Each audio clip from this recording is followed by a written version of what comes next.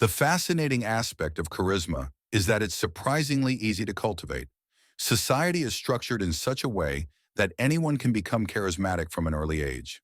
For the first 15 to 20 years of your life, you find yourself in a small environment filled with hundreds of energetic, talkative peers from your community. This scenario is arguably the ideal setting to develop social skills, humor, and personality traits, the very qualities that contribute to charisma in adulthood.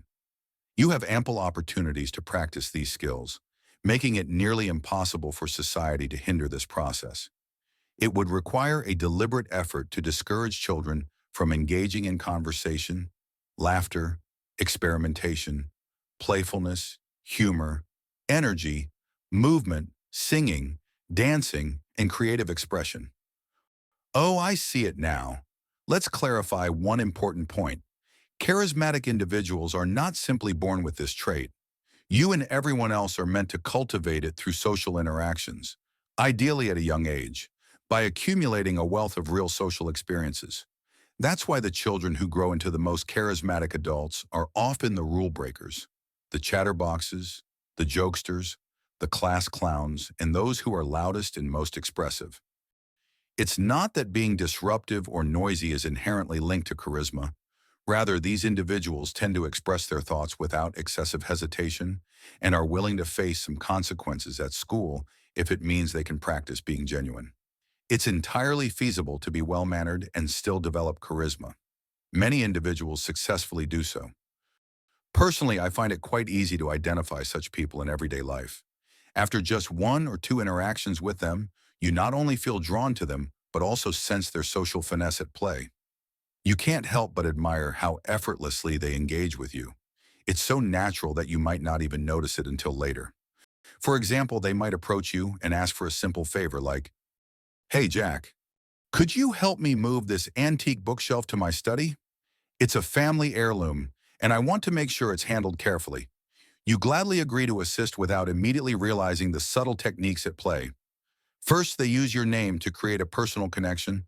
Second, they smile at you in a way that makes you feel valued. Third, they specifically ask for your help instead of just anyone's, reinforcing your importance. Fourth, rather than saying, "Can you carry this bookshelf?" they phrase it as, "Can you help me move this bookshelf?" to emphasize their need for your assistance. Fifth, by mentioning that it's an heirloom, they imply that they trust you with something significant, which makes you feel responsible.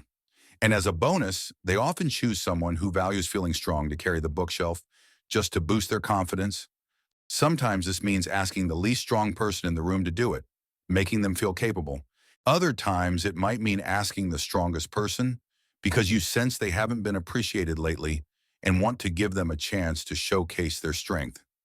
Do you notice how behind each of these actions lies a positive intention to uplift the other person? This is essentially what charisma is all about. Most people won't remember exactly what you said or did. They will remember how you made them feel.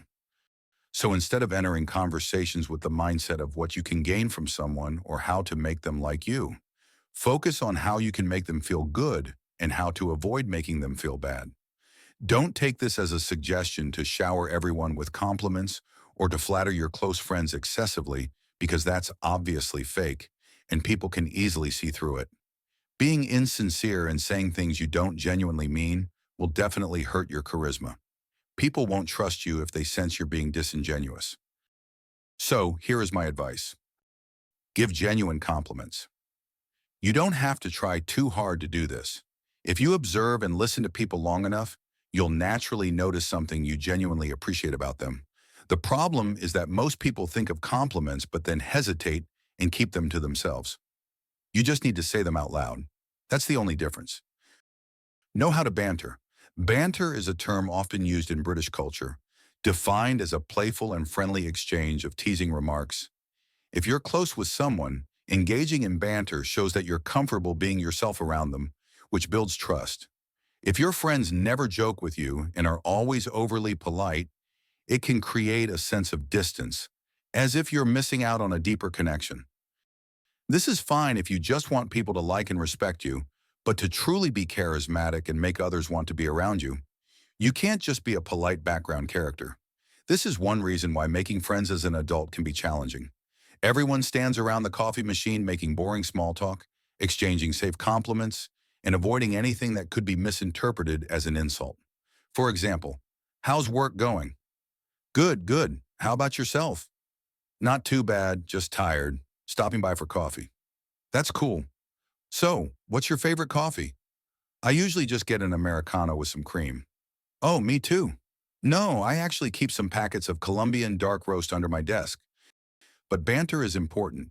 It shows people that you're willing to be real friends with them and that both of you can relax around each other. It fosters trust. That said, you can't just start insulting people. Banter has to be enjoyable for both parties involved in the conversation. This is why it's easier when you're already close friends and know what each other finds funny. However, even if you don't know someone well yet, you can still use it. Just adjust based on the context and topic of conversation. Here are some things you can joke about. First, choose topics that you know the other person won't mind, like their favorite sports team or how slowly they drive, something they can laugh about. You could also make lighthearted jokes about their strengths. You can also make jokes that are so obviously untrue that everyone knows you're just kidding around. For instance, if someone just got their license, you might say, "How's your driving?" And they reply, "Oh, you're driving? You're going so far below the speed limit, I didn't even know we were moving yet." Shut up. This is clearly banter, the kind of thing friends say to each other. However, if you're singling out one person and insulting them just to make others laugh, or to make yourself look smart, or because the joke seems too good to pass up, that's not banter. It's just being mean. We've all been there. Someone says something, and a clever insult pops into your head. You think it's going to be hilarious, but then you say it, and you realize it was harsh, not as funny as it sounded in your head, and no one laughs. That's your social credit dropping in real time. Let's talk about another aspect of charisma that's often overlooked: going above and beyond. Giving compliments is nice, but anyone can do that. If you really want to stand out, ask people about their interests and listen to them talk. People generally like to talk about two things: themselves and their interests. All you need to do is listen attentively, avoid getting distracted, and keep asking questions. Try not to fake it. Be genuinely interested in what they have to say, and they'll like you more. Sure, it takes time and effort, but that's what it takes to have good charisma. If you want to take this to the next level and really make someone feel good, mention one of their accomplishments that you know they're proud of. Maybe they have a hidden talent they never get to show off, or they did something cool but never get to brag about it. People appreciate when you mention these things in a group setting.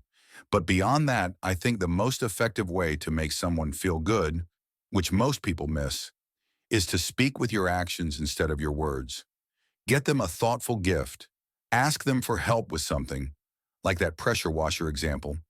Do something kind for them, invite them to something fun, or ask them to hang out.